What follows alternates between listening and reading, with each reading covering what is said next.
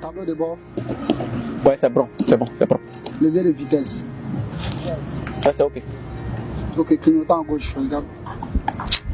C'est propre, c'est propre. À droite. Grand frère, pardon. Petit truc là, quand t'as dit c'est pas fils, pardon. C'est gros, faut regarder. Grand frère, pardon. Non, moi, je parle d'un petit Pardon, pardon,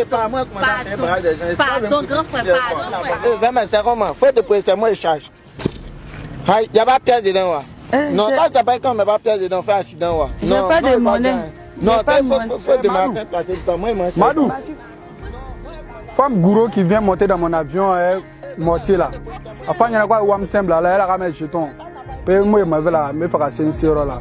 Voilà, sinon. Ça, quelqu'un lui dit la même chose. Non, ouais, mon patron qui vient de parler de même. Il faut mettre pièce dedans, sinon toi, tu n'as pas bougé. Hey, maman. Il semble que tout est ok. Donc, on peut décoller. Après avoir reçu le feu vert du contrôleur aérien, le vol Saïwa Direct se lance dans le ciel à midi Chocho direction Saïwa. Au programme, 2 heures de vol, mais une escale s'impose à Boisflé pour livrer des sacs d'igname, de gombo, des régimes de bananes et des etc. Ce genre d'opération est très courant pour les vols de l'intérieur, car il sert aussi de moyen de transport pour les marchandises. La première partie du vol se déroule comme sur des roulettes. L'avion atterrit à Boisflé pour décharger les marchandises qui devaient être déchargées sans perdre de temps. Ils font aussi le plein et redécollent direction Saïwa. Après que l'avion ait atteint sa vitesse de croisière, les pilotes commencent à sentir des vibrations. Et bim, l'avion devient incontrôlable, comme s'il était saoulé, genre kérosène est passé dans son nez. Après plusieurs tentatives désespérées pour essayer de reprendre le contrôle de l'avion, le vol Saïwa Direct s'écrase sur une colline à 100 km de Mans, à des milliers de kilomètres de Saïwa, sa destination finale.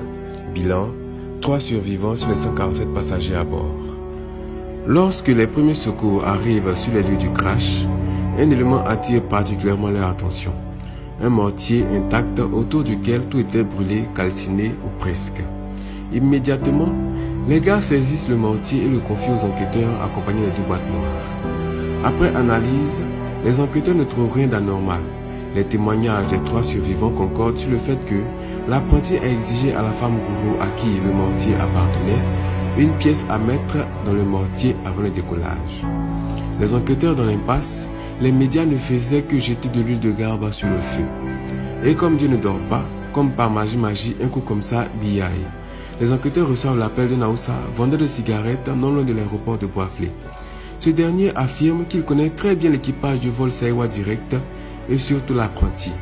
Il affirme que cet après-midi-là, l'apprenti en question est venu bel et bien acheter des cigarettes chez lui juste avant le décollage. Et comme par magie, l'une des servantes retrouve la mémoire et fait ce témoignage.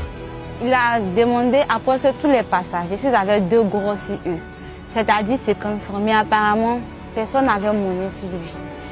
Mais je ne sais pas si c'est dans mon aussi, il allait prendre l'argent. Il n'est pas vu, hein. Mais il n'est pas vu. Mais il ne sait pas si il allait prendre l'argent là-bas. Il est resté catégorique sa déposition.